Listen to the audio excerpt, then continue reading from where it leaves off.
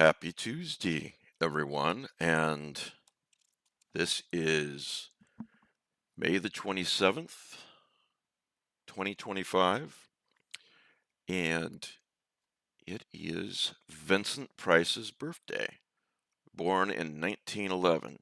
So he is 11D14 today. So, well, please, as always, let me know that you can see me and hear me, okay, to my live viewers. Especially tonight because I just went back to my old microphone. I learned my lesson on the on the Sunday podcast. The sound wasn't horrible, but it sure could have been a lot better. So my apologies. I'll do my best to make sure it never happens again. So welcome to Vincent Price Day, everyone. Welcome if you're watching live. I'll get the lights dimmed, trying to set an appropriate Vincent Price ambiance. And I just fed the outdoor kittens and the cats. You see me and hear me? What? Are you behind me? Oh, never mind. All right, let me say hello to everyone who's spoken so far. Let's see. I am one of us. Oh my God, you got to forgive me. I can't match up the names with IDs sometimes. But hello, Kelly. Hello, Darren. Scott Thomas. And Marianne and Kim. Kim is a new patron, been with the channel for a very long time, and is a new patron, and I really appreciate it. Brian, if you're watching, Brian won the uh, drawing that Alan Hughes put on, and won a 6-month membership to the Patreon. So thanks, Alan, for that. I see, Brian, you've been listening to Patreon podcasts and enjoying them. So, man, I'm glad. So, Frank, yeah, my God, Frank, of course, I know that. I would say don't get old, but it beats the alternative, right? So, evening, Frank. Marianne. Marianne just drew a work of art with Vincent van Gogh and Jack from Nightmare Before Christmas. That's really awesome. I'm gonna have to talk her into putting some of these up on the merch, Lovecraft Easy merch sale. So anyway, welcome to Vincent Price Day. The really funny thing about this is that I was going to read a story from The Price of Fear last Tuesday. And it worked out so well because I did not realize that this Tuesday was Vincent Price's birthday. Darren got me sidetracked last Tuesday talking about Walden by Henry David Thoreau. And so I promised I would read a story this week. So listen, if you want to celebrate Vincent Price's birthday, hopefully this is a good start for you. Tonight and or this week, today is Christopher Lee's birthday, Kim? I did not know that. What year? Wow. Um, and Peter Cushing's yesterday. Oh my gosh. Wow, that's amazing. But I'm reading this story on Vincent Price's birthday thanks to Darren, who got me sidetracked. So yeah. Okay, so if you want, as I was saying, if you want to celebrate Vincent Price's birthday, this is, I hope you consider, a good start.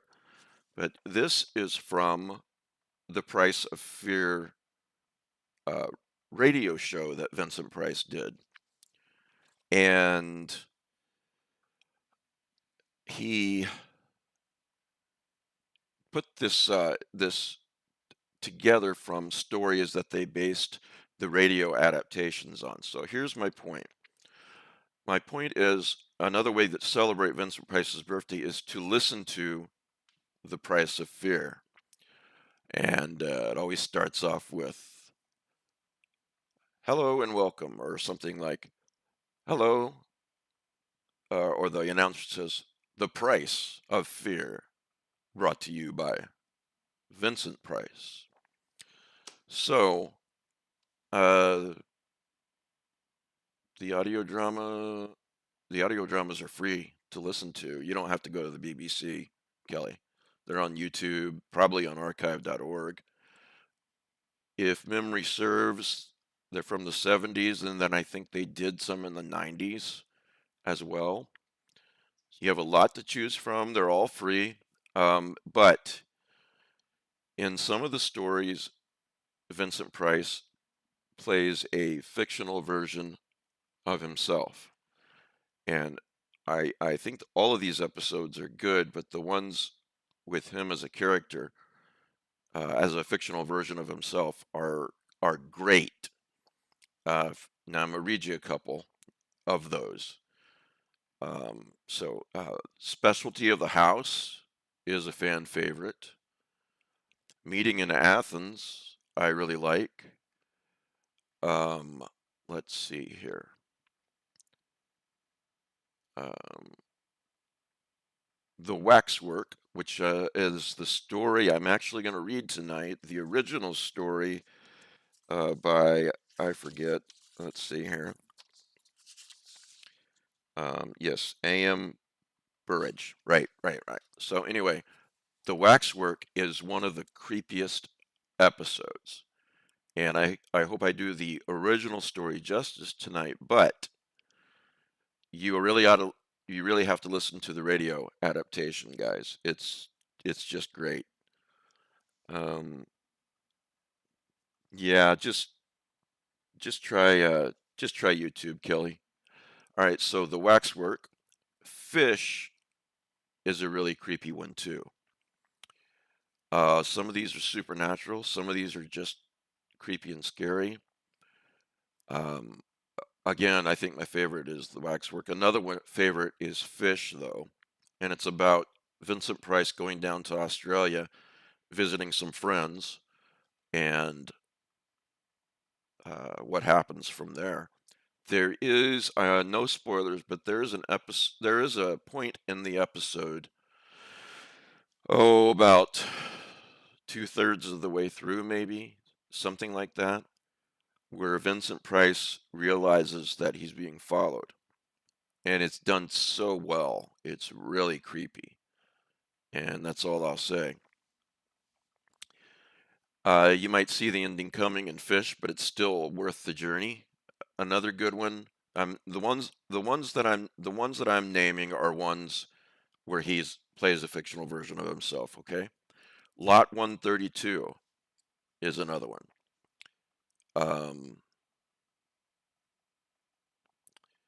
Come as You Are is another favorite of mine.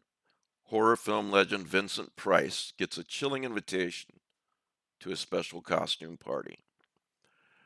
Actually, let me just read you the brief summaries of. Um, didn't I play Fish?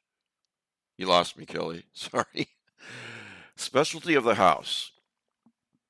So I hope you guys are writing these down because they're really worth it.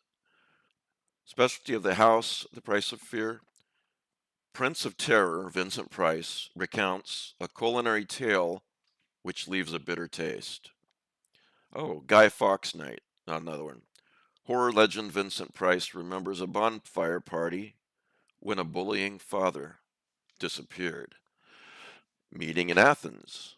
Vincent Price encounters a couple in Greece desperate to stay for 3 days more. Um, the Waxwork. Vincent Price tells the mortifying tale of a man who spends the night among wax dummies. I really want to talk my wife into listening to that one sometime because she that kind of thing scares the hell out of her. Scary dolls, mannequins, and so forth. John Paget, if you're listening, you might like this one. Fish. Movie legend Vincent Price takes the bait. See what they did there? And tells a tale of horror from down under. Lot 132, horror legend Vincent Price tells the artistic horror legend Vincent Price tells the artistically horrifying tale of a painting. Come as you are, horror film legend Vincent Price gets a chilling invitation to a special costume party. So start with all of those. Those will keep you busy. So, like I said, they created an anthology about just some of the stories that they adapted from. There are 8 stories in here. I think that Vincent Price picked mostly his favorites.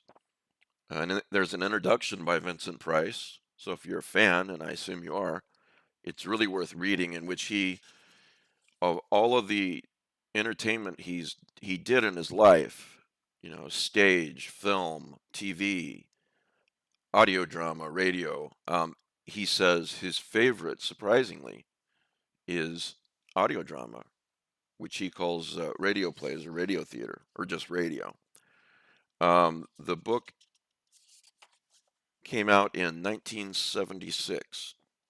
It's worth getting this. That's if you can find it. So that's what it looks like. That's what the back of it looks like. And here is, see if I can show this picture, a break in rehearsals for The Price of Fear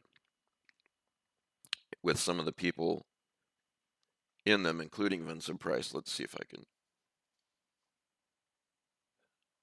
you get the idea. So, and I will read the back. For Vincent Price's late night horror show, The Price of Fear, the BBC dramatized the most chilling stories that they could find, drawing on talented new writers, as well as established masters of terror like Roald Dahl and Bram Stoker. The program was enormously successful in the UK and abroad, and to date, 3 series have been made, as I was saying, 70s through the 90s. Now, the best of the, well, they did 90s, this is 76, but anyway, it doesn't matter. Now, the best of the stories have been collected in this skin-crawling anthology, designed to keep the reader shivering with fear all through the night. So, how's everybody doing? Scott Thomas, I know this kind of thing is right up your alley, man, and I know that audio drama, you're as much of a fan as I am, so tell me you've listened to The Price of Fear, brother, and if you haven't, you got to listen to these. If you have not read Scott's work, you really should. It's chilling. It's M.R. James type stuff. His novella, The Sea of Ash, is in my top 5 novellas ever. The Sea of Ash by Scott Thomas. It's on Audible, and it's in print and Kindle.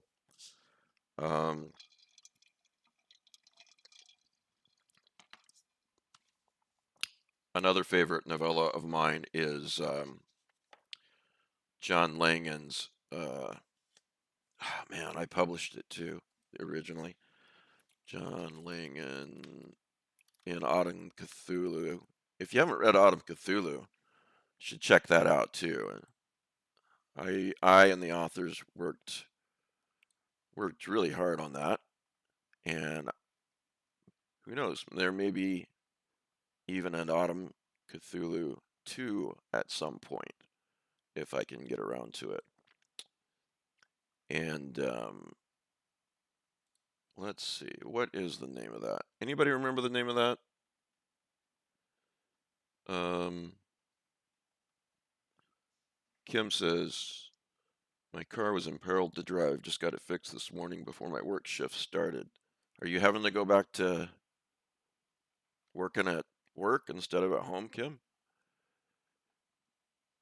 All right.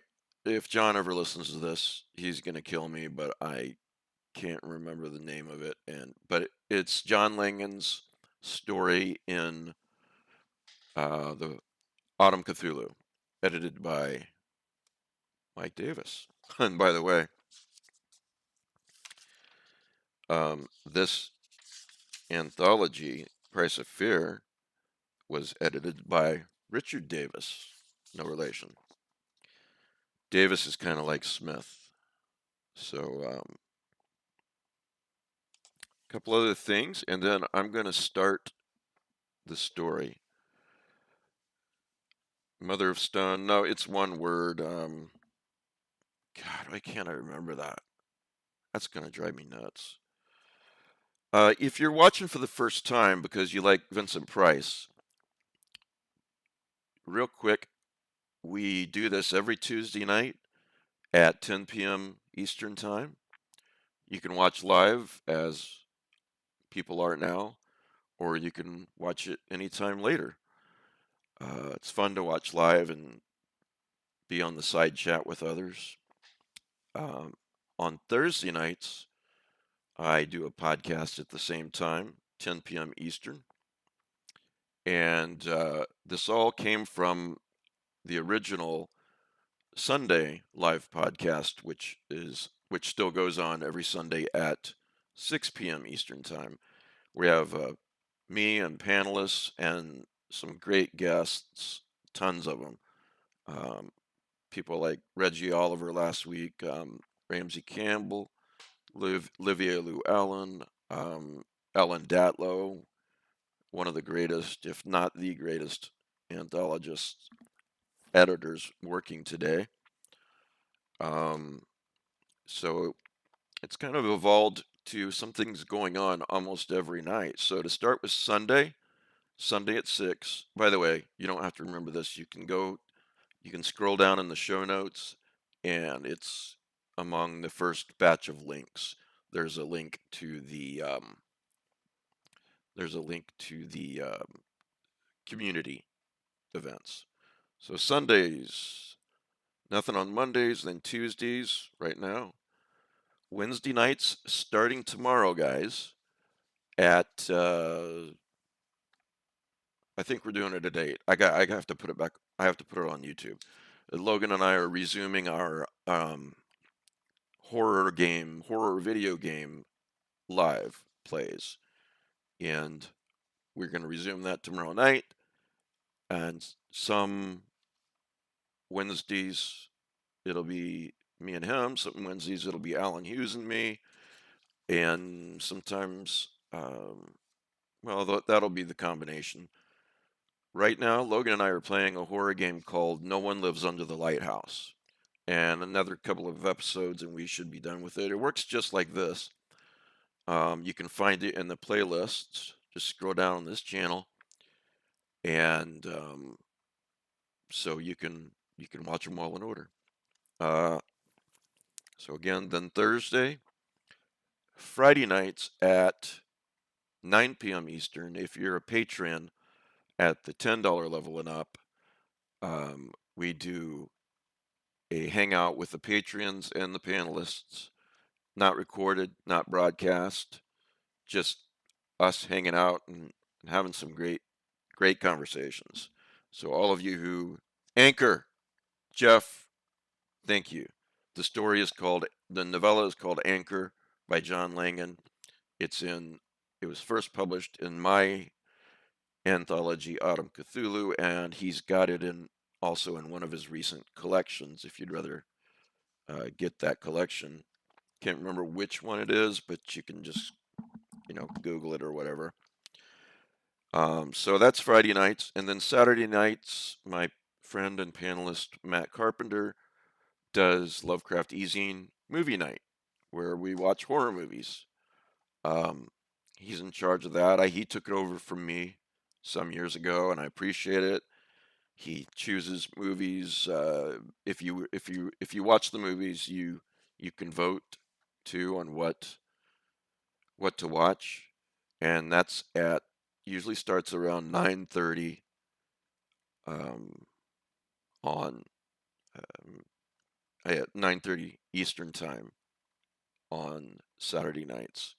And again, that's in that community page to get more information on that. If you're not sure and you need information, you can always email me, lovecraftezine@gmail.com, lovecraftezine@gmail.com. So, you guys ready to listen to a story? Uh, well, too bad, because I got two more things to say. If you are new, or if you've been here a while, please tell your friends. I'd really appreciate that. If you're not a Patreon, it starts at just $5 a month, and those of you who are patrons, you know, I'm sure could chime in here and say, yeah, for $5 a month, the amount of Patreon-only podcasts it's just insane. And I also have I got different series. The, we're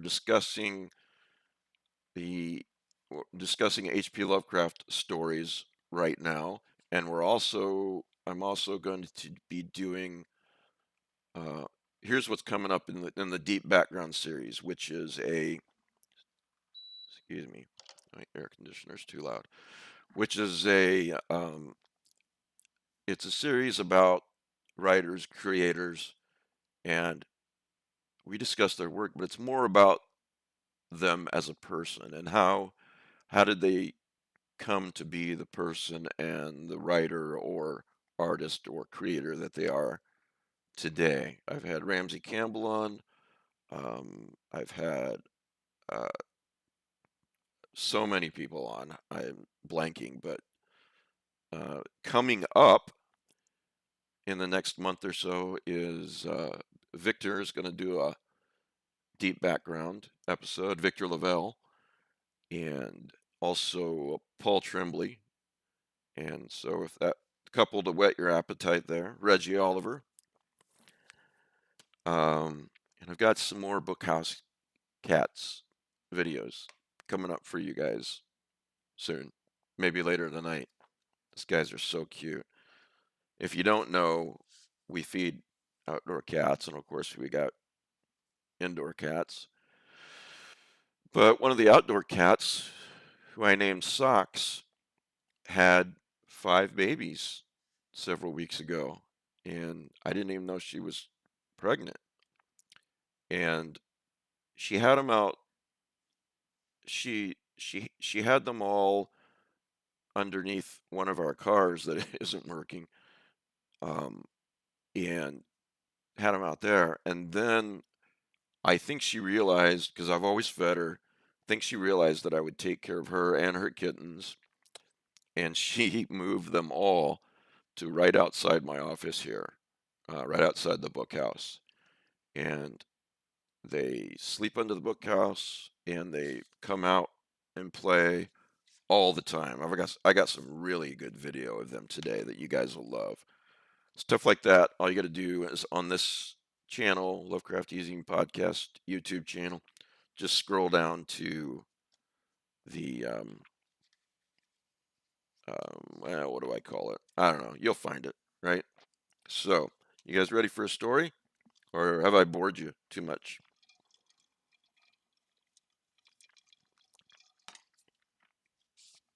If you find this online, I didn't see it on Amazon, but if you find this book online, let me know so I can let others know. Um, and you might want to buy it.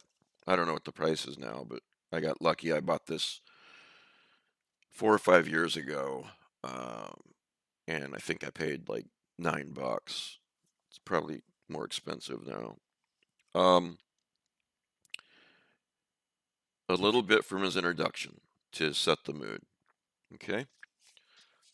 Um,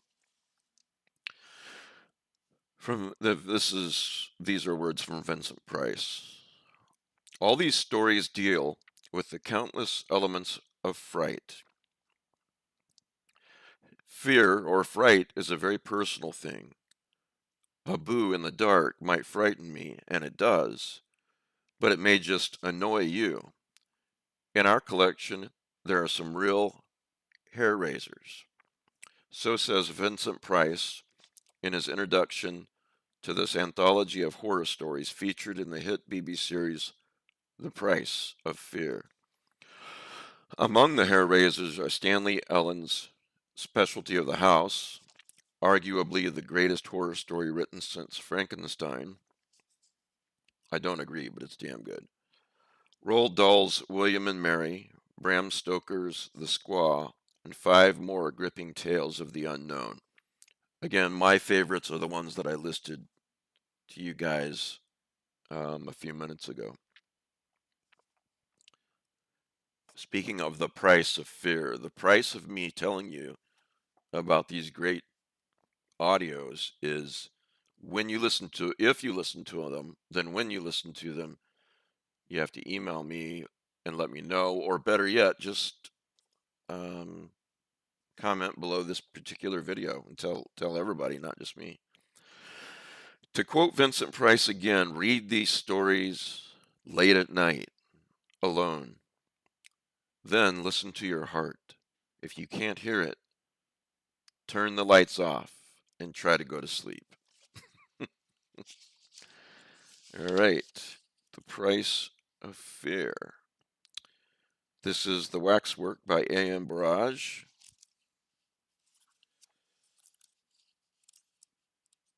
And I can find the right page.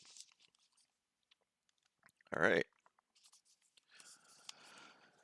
Okay, here we go. The Waxwork.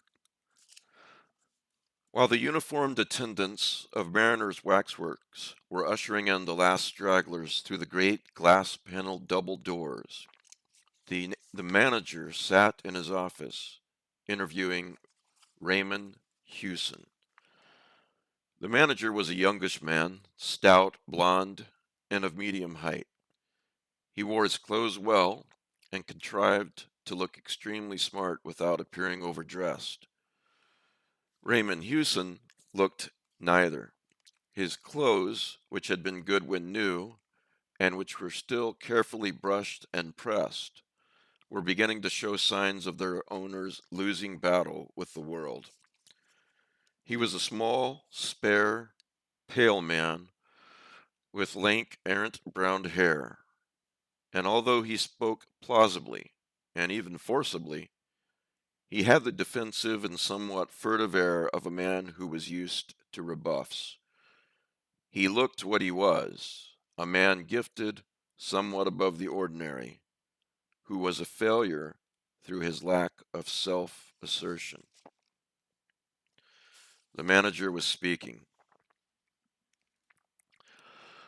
"There's nothing new in your request," he said. "In fact, we refuse it to different people, mostly young bloods, who have tried to make bets about 3 times a week. We have nothing to gain and something to lose by letting people spend the night in our murderer's den. If I allowed it, and some young idiot lost his senses, what would be my position? But your being a journalist somewhat alters the case." Hewson smiled. "I suppose you mean that journalists have no senses to lose." "No, no," laughed the manager. "But one imagines them to be reasonable people. Besides, here we have something to gain: publicity and advertisement." "Exactly," said Hewson, "and there I thought we might come to terms." The manager laughed again. Oh, he exclaimed, I know what's coming. You want to be paid twice, do you? It used to be said years ago that Madame Tussauds would give a man £100 for sleeping alone in the Chamber of Horrors. I hope you don't think that we have made any such offer. What is your paper, Mr. Hewson? I am freelancing at present, Hewson confessed, working on space for several papers. However, I should find no difficulty in getting the story printed. The Morning Echo would use it like a shot.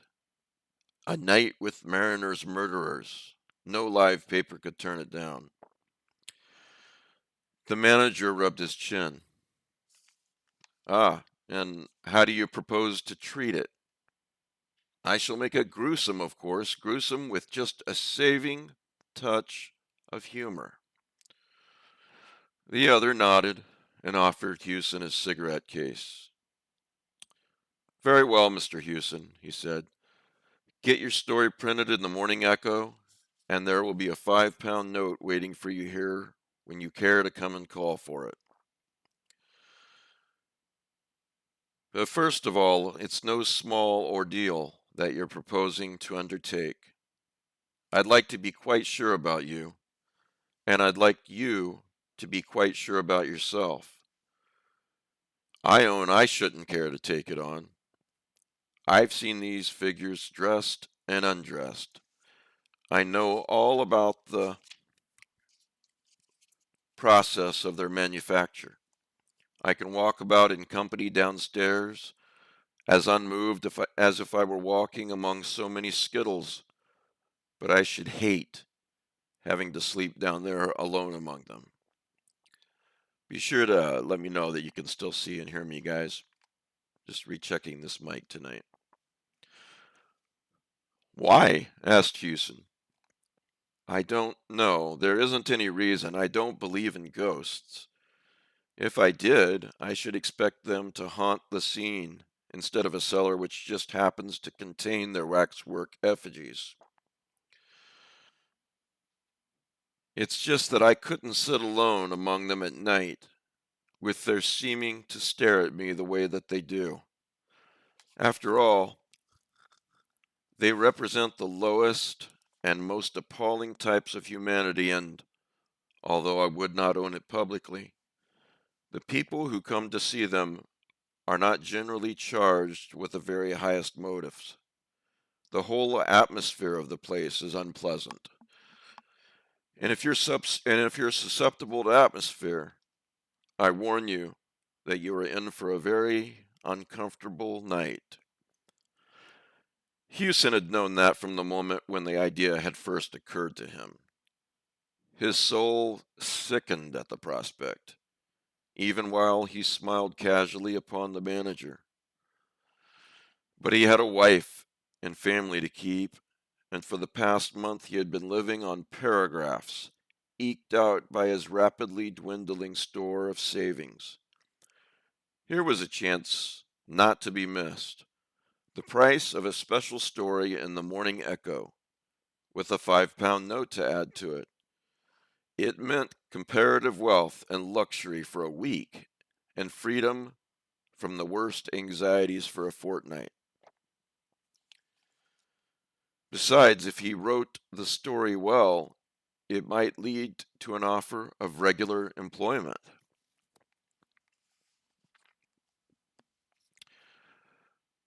Frank says I checked eBay. The price of fear is about $20. There are quite a few. Mike's 1976 copy is $40. Okay, thank you, Frank.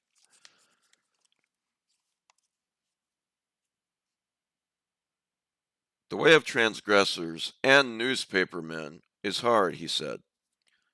I have already promised myself an uncomfortable night because your murderer's den is obviously not fitted up as a hotel bedroom. But I don't think your waxworks will worry me much. You're not superstitious? Not a bit, Hewson laughed. But you're a journalist. You must have a strong imagination. The news editors for whom I've worked have always complained that I haven't any. Plain facts are not considered sufficient in our trade, and the papers don't like offering their readers unbuttered bread. The manager smiled and rose. Right, he said. I think the last of the people have gone. Wait a moment.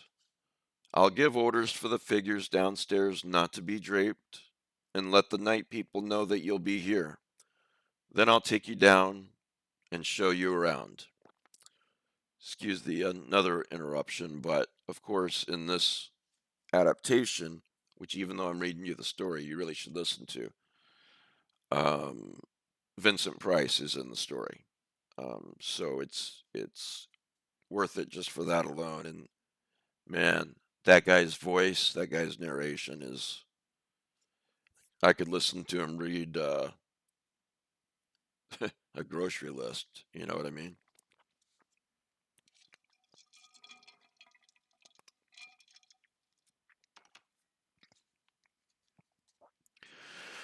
He picked up the receiver of a house telephone, spoke into it, and presently replaced it. One condition I'm afraid I must impose on you, he remarked. I must ask you not to smoke. We had a fire scare down in the murderer's den this evening.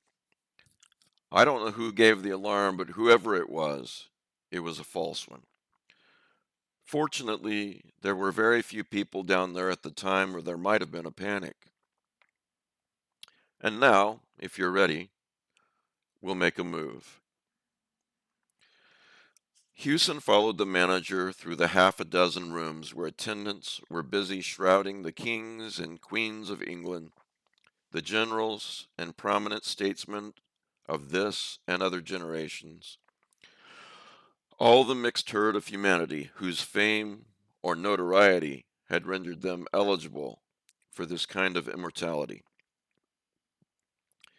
The manager stopped once and spoke to a man in uniform, saying something about an armchair in the murderer's den.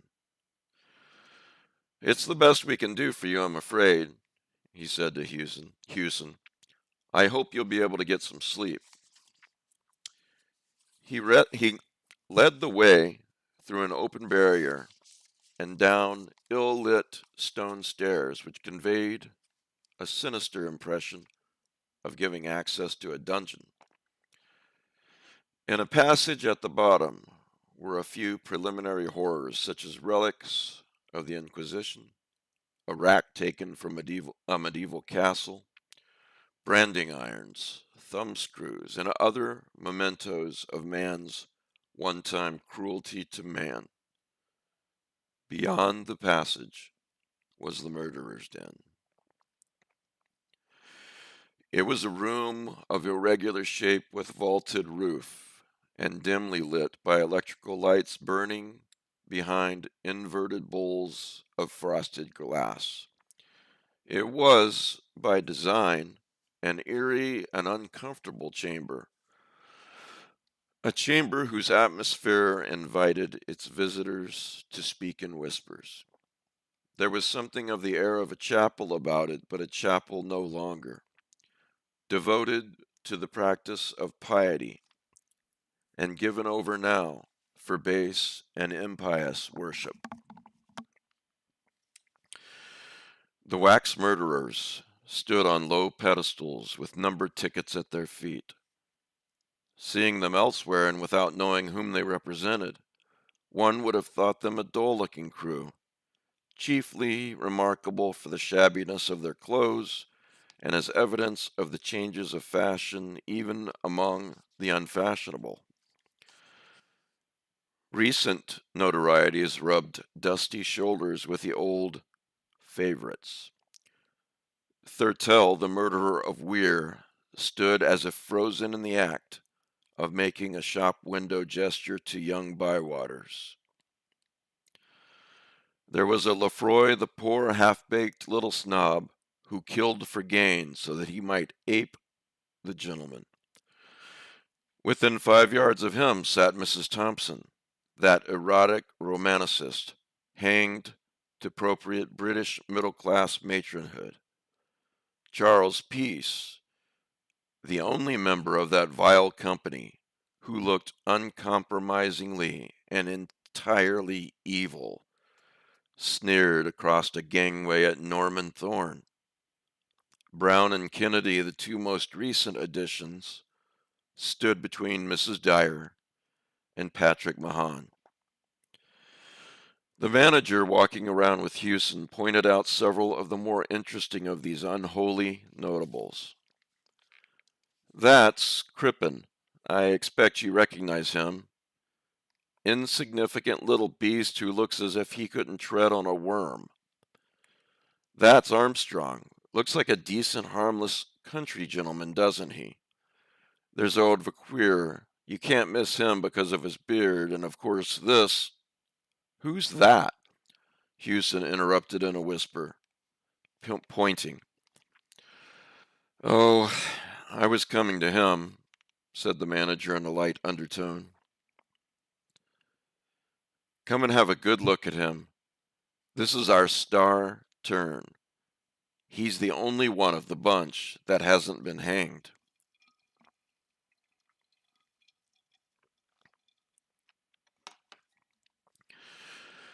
The figure which Hewson had indicated was that of a small, slight man, not much more than 5 feet in height. It wore little waxed mustaches, large spectacles, and a caped coat. There was something so exaggeratingly French in its appearance that it reminded Hewson of a stage caricature. He could not have said precisely why the mild-looking face seemed to him so repellent. But he had already recoiled a step, and even in the manager's company, it cost him an effort to look again. But who is he? That, said the manager, is Dr. Bordet. Hewson shook his head doubtfully. I think I've heard the name, he said, but I forget in connection with what. The manager smiled. You'd remember better if you were a Frenchman, he said. For some long while that man was the terror of Paris. He carried on his work of healing by day and of throat cutting by night when the fit was on him. He killed for the sheer devilish pleasure it gave him to kill, and always in the same way, with a razor.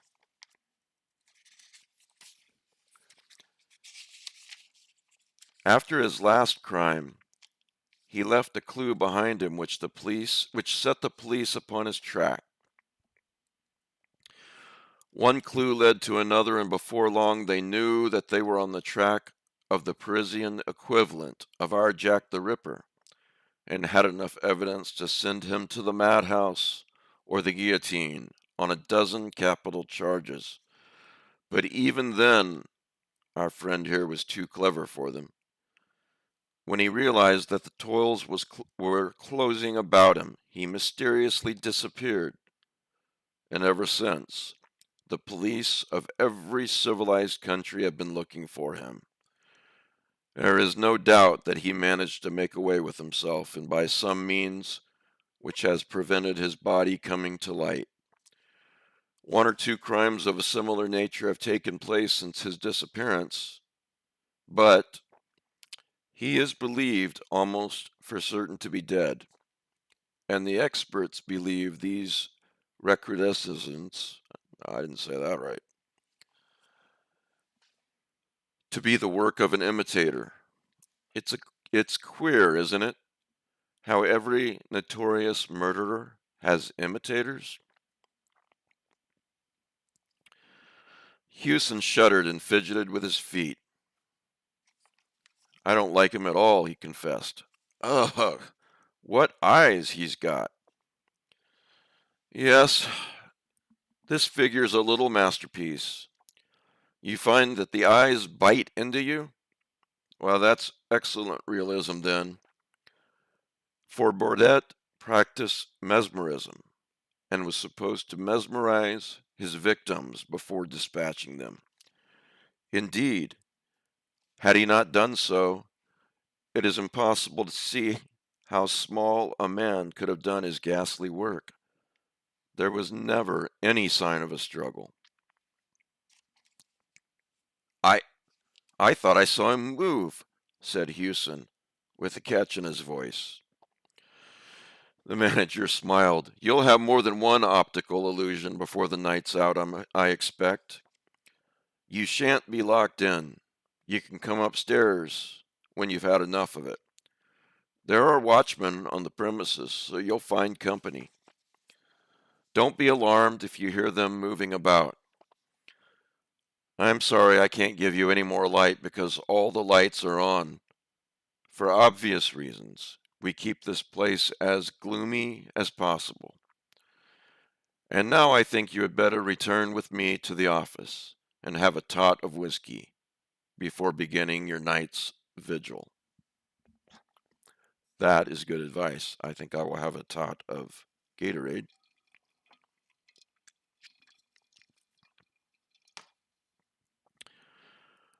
I hope all of you are having a nice night and enjoying the story.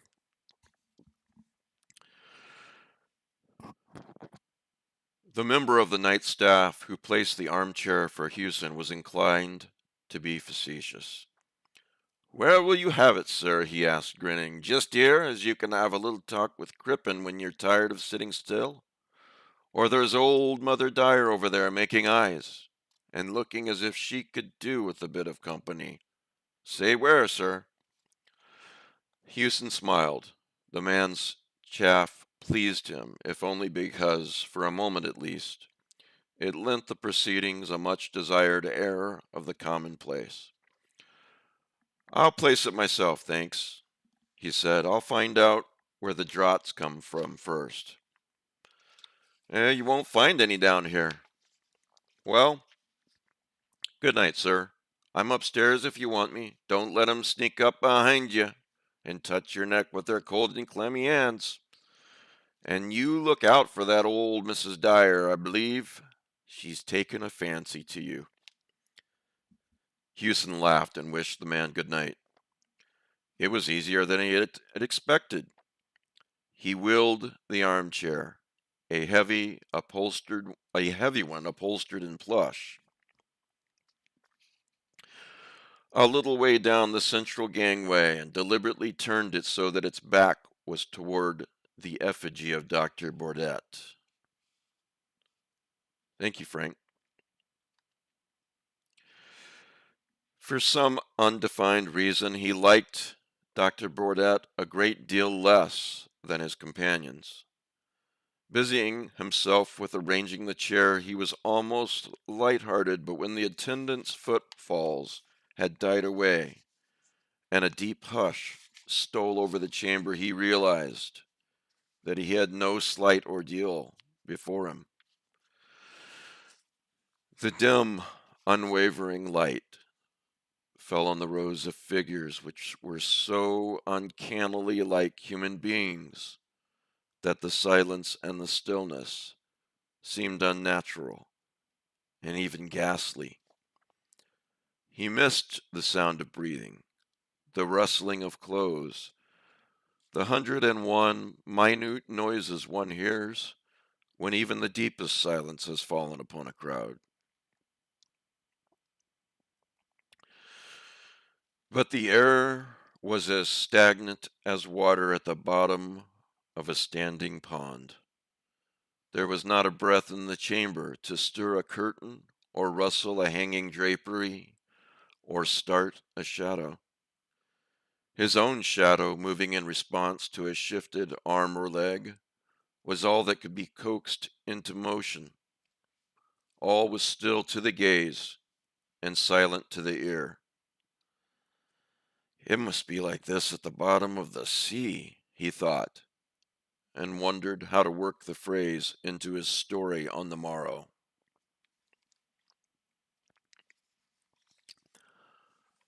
Scott Thomas, I know you're in your office, your study, so tell me about it. Tell us about it. You got the candles going while you listen? He faced the senator, excuse me, he faced the sinister figures boldly enough. They were only waxworks. So long as he let that thought dominate all others, he promised that all would be well. It did not, however, save him long from the discomfort occasioned by the waxen stare of Dr. Bourdet, which he knew was directed upon him from behind. The eyes of the little Frenchman's effigy haunted and tormented him, and he itched with the desire to turn and look. Come, he thought, my nerves have started already. If I turn and look at that dressed up dummy, it will be an admission of funk. And then another voice in his brain spoke to him. It's because you're afraid that you won't turn and look at him. The two voices quarreled silently for a moment or two, and at last Hewson slewed his chair round a little and looked behind him. Among the many figures standing in stiff, unnatural poses, the effigy of the dreadful little doctor stood out with a queer prominence, perhaps because a steady beam of light beat straight down upon it. Hewson flinched before the parody of mildness which some fiendishly skilled craftsman had managed to convey in wax, met the eyes for one agonized second, and turned again to face the other direction. He's only a waxwork like the rest of you, Hewson muttered defiantly. You're all only waxworks. They were only waxworks, yes, but waxworks don't move. Not that he had seen the least movement anywhere, but it struck him that in the moment or two while he had looked behind him, there had been the least subtle change in the grouping of the figures in front. Crippen, for instance, seemed to have turned at least 1 degree to the left. Or, thought Hewson, perhaps the illusion was due to the fact that he had not slewed his chair back into its exact original position. And there were Field and Gray, too. Surely one of them had moved his hands. Hewson held his breath for a moment, then drew his courage back to him as a man lifts a weight. He remembered the words of more than one news editor and laughed savagely to himself. And they tell me I've no imagination, he said beneath his breath. Before I continue reading, guys, in the side chat, or if you're watching later, comment below with an episode or two of your favorite mannequin or waxwork stories. For example, movies, TV episodes, short stories, whatever. For example, I remember at least one Twilight Zone one, right? Um, and of course, you have to read um, The Secret of Ventriloquism by John Paget, Jon Paget. I'm telling you guys, if you have not read The Secret of Ventriloquism, you really, really should. And it's on Audible too, read by the author, John Paget, good friend of mine, really, really, really nice guy, and really talented guy. Not just a talented writer, but talented ventriloquist, um, and talented narrator. Much better narrator than me, by the way. So you'll really enjoy the audiobook version of The Secret of Ventriloquism. Um, I have that title right, don't I? I?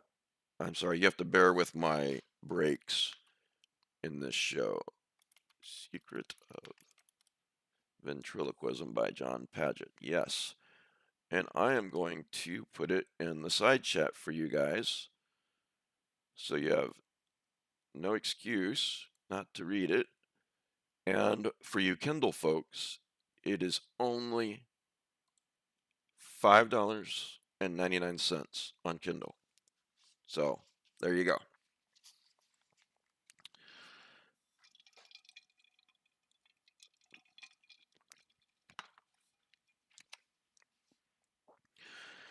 And they tell me I've no imagination, he said beneath his breath.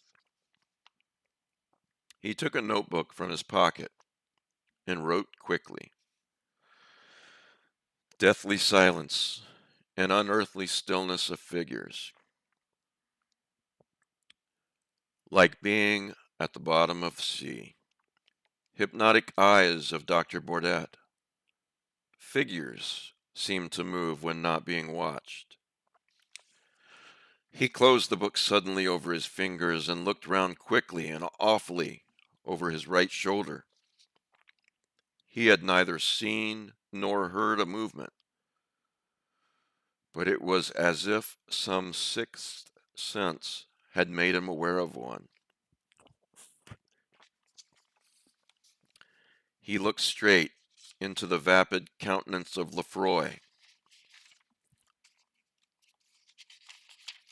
which, he looked straight into the vapid countenance of Lefroy, which smiled vacantly back, as if to say, "It wasn't I."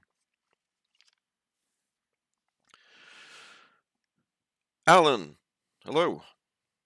Of course it wasn't he or any of them. It was his own nerves. Or was it? Hadn't Crippen moved again during that moment when his attention was directed elsewhere? You couldn't trust that little man.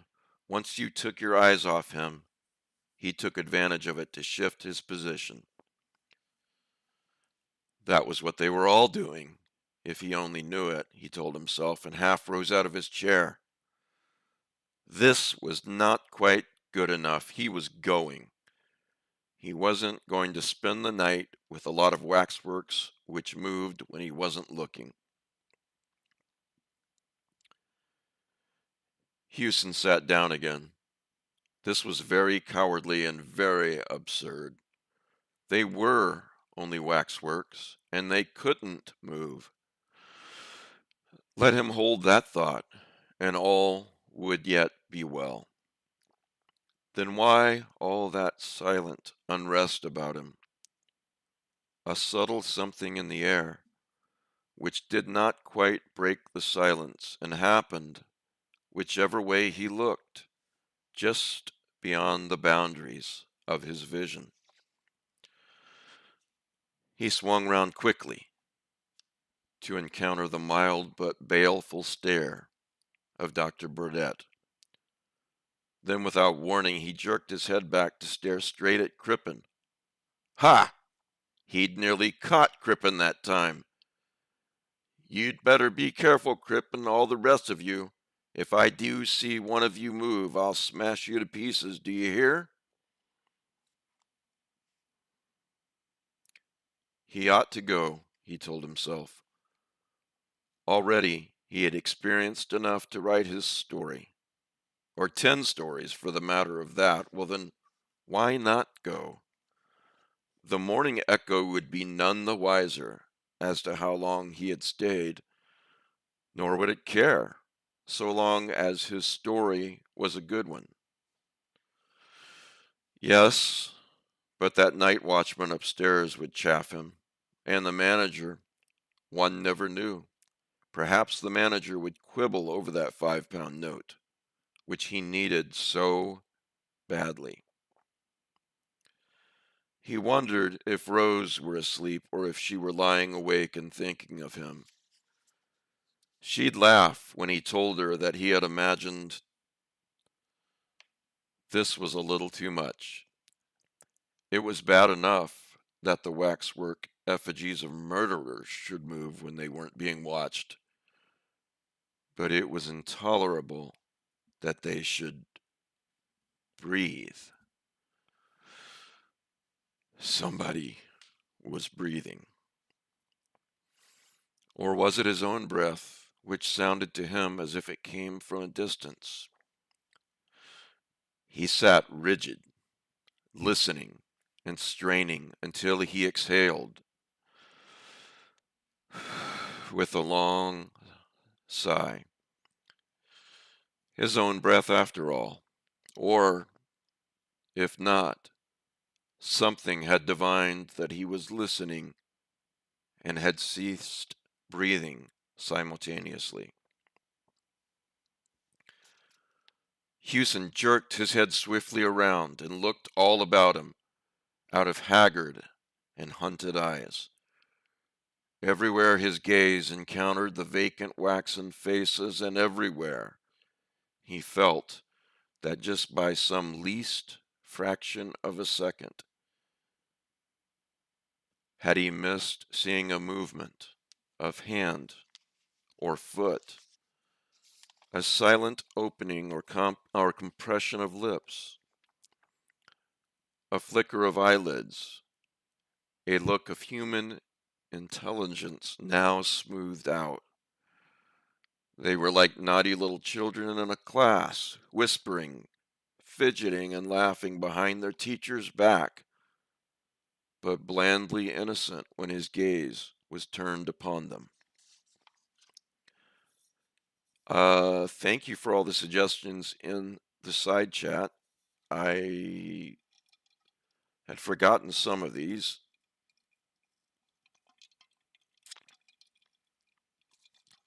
so I need to rewatch them. Thank you. This would not do. This distinctly would not do. He must clutch at something, grip with his mind upon something which belonged essentially to the workaday world, to the daylight London streets.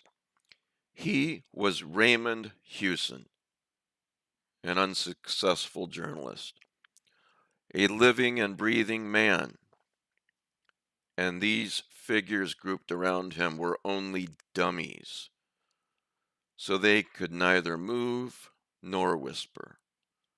What did it matter if they were supposed to be lifelike effigies of murderers? They were only made of wax and sawdust, and stood there for the entertainment of morbid sightseers and orange-sucking trippers. That was better. Now, what was that funny story which somebody had told him in the Falstaff yesterday? He recalled part of it, but not all, for the gaze of Dr. Burdett urged, challenged, and finally compelled him to turn. Hewson half turned and then swung his chair so as to bring him face to face with the wearer of those dreadful, hypnotic eyes. His own eyes were dilated, and his mouth, at first set in a grin of terror, lifted at the corners in a snarl. Then Hewson spoke and woke 100 sinister echoes. "You moved, damn you!" he cried. "Yes, you did, damn you! I saw you!" Then he sat quite still, staring straight before him like a man frozen in the Arctic snows. Speaking of dates, can someone please Google and write in the side chat when this story was originally published? The Waxwork by A.M. Barrage. Then he sat quite still, staring straight before him like a man frozen in the Arctic snows. Dr. Bourdette's movements were leisurely. He stepped off his pedestal with the mincing care of a lady alighting from a bus. The platform stood about 2 feet from the ground, and above the edge of it, a plush covered rope hung in arc-like curves.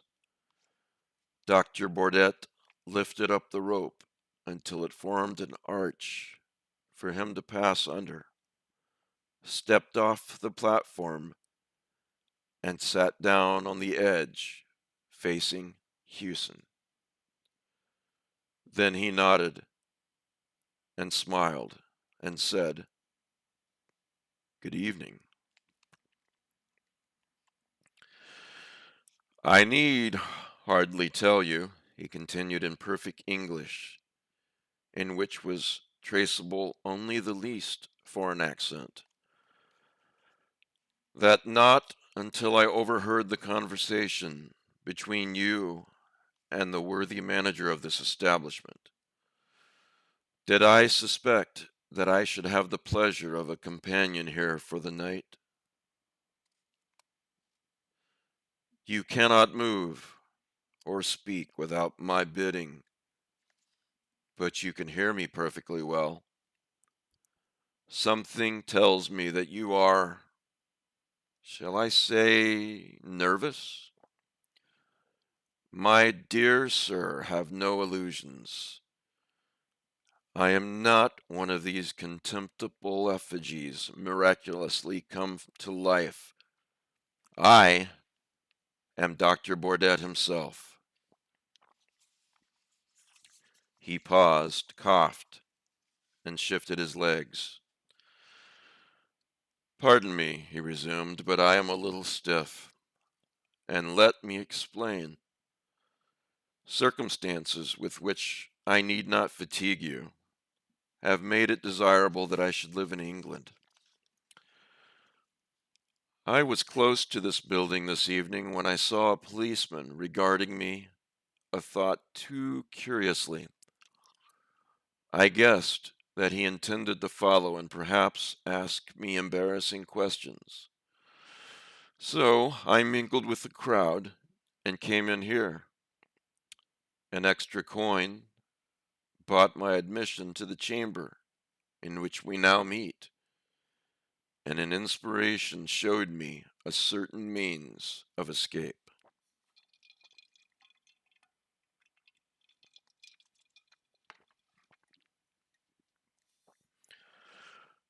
I raised a cry of fire, and when all the fools had rushed to the stairs, I stripped my effigy of the caped coat which you behold me wearing, donned it, hid my effigy under the platform at the back, and took its place on the pedestal.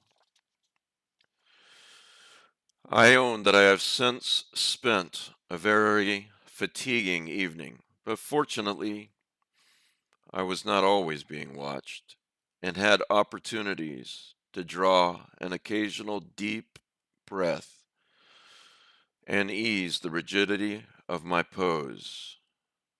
One small boy screamed and exclaimed that he saw me moving. I understand that he was to be whipped and put straight to bed on his return home, and I can only hope that the threat has been executed to the letter. That's some harsh parenting there. The manager's description of me, which I had the embarrassment of being compelled to overhear, was biased, but not altogether inaccurate.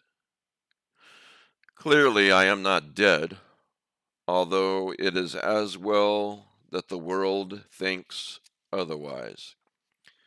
His account of my hobby, which I have indulged for years, although through necessity less frequently of late,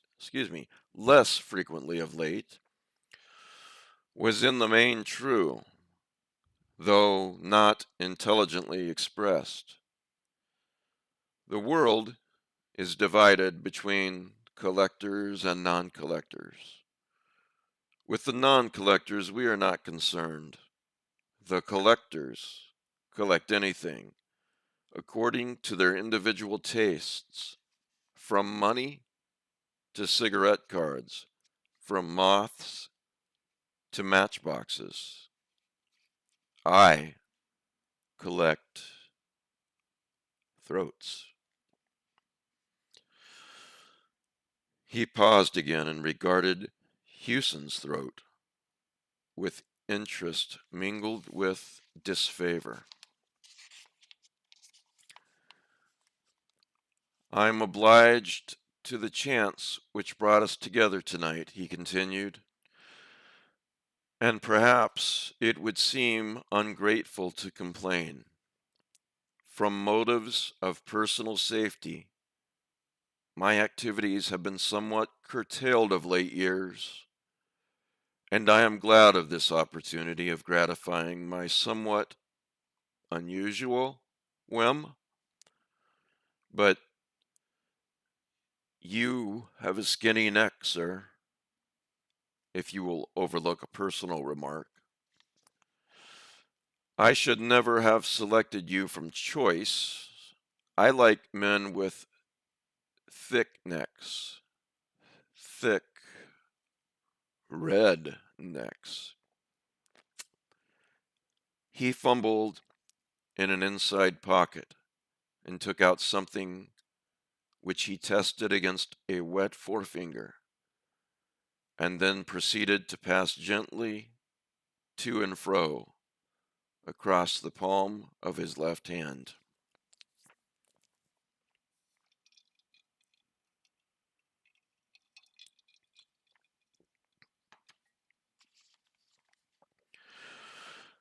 This is a little French razor, he remarked blandly. They are not much used in England, but perhaps you know them? One strops them on wood. The blade, you will observe, is very narrow. They do not cut very deep, but deep enough. In just one little moment, you shall see for yourself. I shall ask you the little civil question of all the polite barbers. Does the razor suit you, sir? He rose up, a diminutive but menacing figure of evil, and approached Hewson with the silent, furtive step of a hunting panther. You will have the goodness, he said, to raise your chin a little. Thank you. And a little more, just a little more. Ah, thank you. Merci, monsieur. Ah, merci, merci. Over one end of the chamber was a thick skylight of frosted glass, which by day let in a few sickly and filtered rays from the floor above. After sunrise, these began to mingle with the subdued light from the electric bulbs, and this mingled illumination added a certain ghastliness to the scene, which needed no additional touch of horror.